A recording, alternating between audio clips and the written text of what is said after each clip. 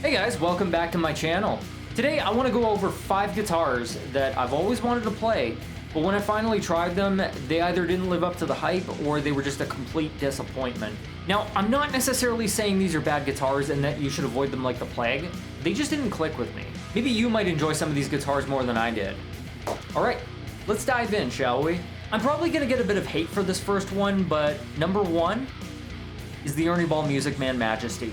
Now, before all you prog metal guys start spamming the comment section saying I'm a complete idiot with no taste in guitars, just hear me out for a second. A few years ago, I visited a Long & McQuaid in Toronto with a good friend of mine, and they just happened to have a Majesty on the wall with some kind of sparkling blue finish. I, being a big fan of Dream Theater and John Petrucci, just had to stick around and try it out. I really tried to give this thing a chance, but there were just a few issues with it that I just couldn't overlook.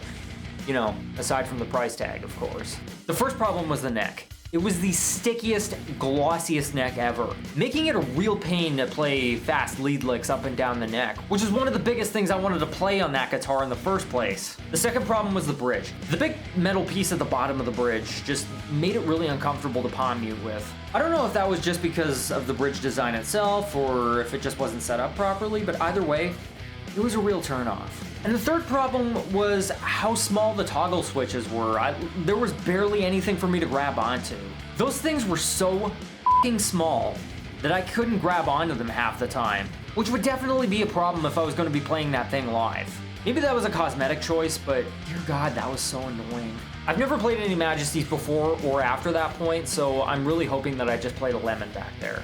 Or maybe the Bolt-On JP series would be a little more up my alley. Who knows? Number 2 is the Charvel Joe Duplantier Pro Mod San Dimas. Wow, that's quite a mouthful. The satin white one, to be specific. I love Telecasters. I love Gojira. So naturally, you'd think I'd love the Joe Duplantier signature, right? Well, I was a little underwhelmed with the one I tried.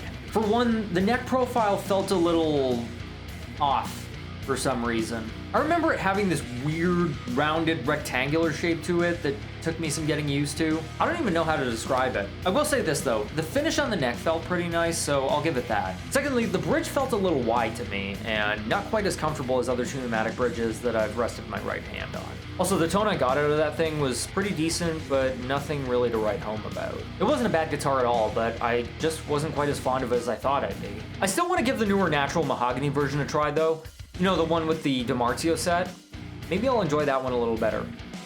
Never know. Number 3, and I was especially let down by this one, was the Epiphone 2020 Les Paul Prophecy. Now, the main reason I was disappointed by this one is because at the time I was looking for a proper backup guitar for my main PRS here. The Les Paul Prophecy, being a 24 fret single cut, more designed for metal than the rest of Epiphone's lineup, was firmly on my radar ever since they announced it. I was just gushing over this thing for months, waiting for a chance to try it out. Then one fateful 2020 day, I saw it at my local Long & McQuaid, so I picked it off the wall, plugged it in, and it didn't quite live up to the hype. For starters, I found that the feel of the guitar didn't quite reflect its price tag of $1,300 Canadian. The neck felt more synthetic than other guitars. Also, the upper frets felt really cramped and hard to get to, and what good is having 24 frets if you can't really reach them comfortably? Let me be clear here, not a bad guitar. It just wasn't the backup guitar I was hoping it would be.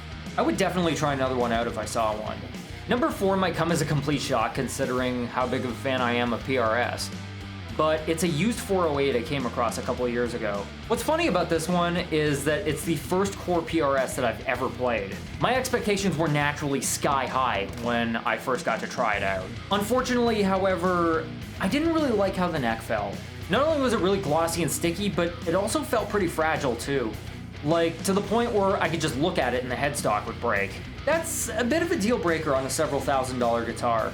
Unless, of course, you were a boomer millionaire looking for a wall decoration for your rec room. And last but not least, we have my 5th and most recent disappointment, the Schecter Solo II Custom in black satin.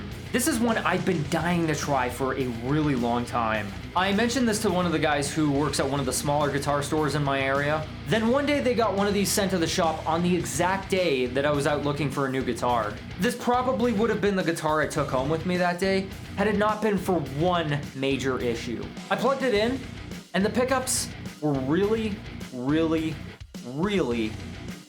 quiet.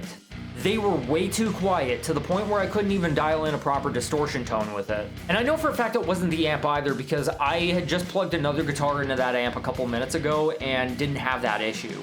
I asked the guy who was working there at the time, and his first guess was that the pickups were just voiced more towards vintage cleans and crunch. But I beg to differ. I played the Trans Black version about a year prior to playing this one, and I didn't have that issue at all. My guess is that I was just playing a lemon, which is surprising for a made in Korea guitar. Whatever the case was, that guitar wasn't the one that came home with me that day. Well, there you have it. Those are 5 guitars that I was really disappointed by. Have you ever tried these guitars out yourself? What were your thoughts on them? Let me know in the comments, would you kindly?